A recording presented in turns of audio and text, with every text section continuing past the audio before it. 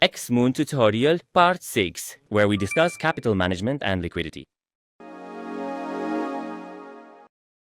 Managing your capital within the Xmoon indicator is actually quite straightforward. You simply need to enter the specific capital amount you wish to allocate for each individual trade in dollars, right inside the maximum capital per trade settings section.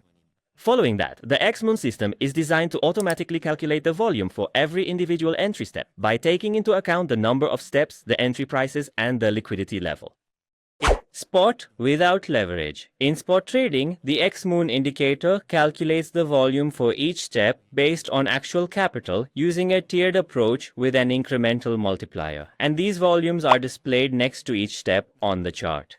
For instance, if you were to set the capital amount for each individual trade to $100 within the settings and you set the total number of steps to 4, then the resulting capital allocation without taking any leverage into account would be structured exactly as follows. We are allocating $10 to the first step, $20 to the second step, which is exactly twice the amount of the first step, $30 to the third step, which is exactly 3 times the amount of the first step, and $40 to the fourth step, which is exactly 4 times the amount of the first step. To put it simply, at each stage, 1 additional unit of capital is allocated compared to the preceding stage, and ultimately, the sum of all these stages precisely equals the same $100 of capital that we had initially designated for each transaction.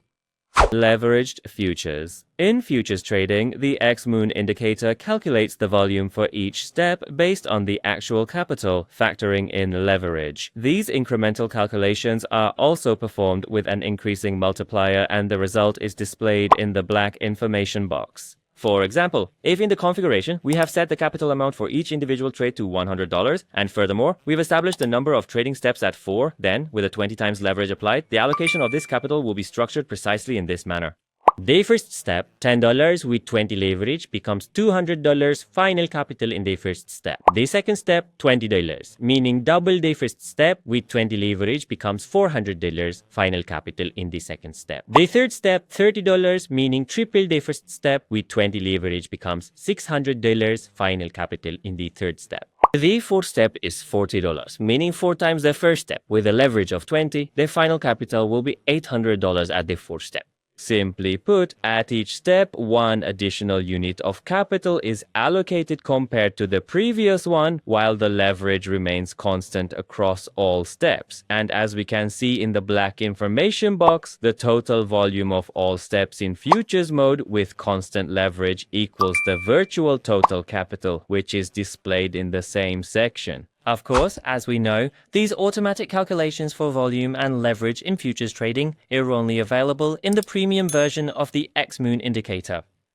The liquidity level. When we determine the volume for each trading step in futures transactions based on our actual capital and utilizing the leverage suggested by the patterns, it's natural that there's a specific point in the market where, should the price reach it, our entire capital becomes liquidated. This particular level is marked on the pattern with an orange line, and we refer to it as the liquidity level. If the price hits this level, your entire capital will be wiped out, and the position will be automatically closed by the exchange or broker. Therefore, we must always manage the trade before the price reaches this point. It's important to note that automatic calculation and display of the liquidity level is only available in the premium version of the Xmoon indicator. However, in spot trading, the situation is a bit different. Here, the liquidity level effectively functions as a logical stop loss, or simply a stop loss. This means if the price reaches this specific level, the 3-back divergence pattern will lose its validity and we will accept this amount of loss as an integral part of our trading strategy, then we will exit the market. The crucial distinction here is that in spot trading, unlike futures, your entire capital doesn't get completely wiped out. It merely decreases down to that specific level. Key takeaways. At the end of this section, we must always keep a few important points in mind, especially when we are operating in the futures market and using leverage. First, in every pattern, the entry prices and the liquidity levels are different.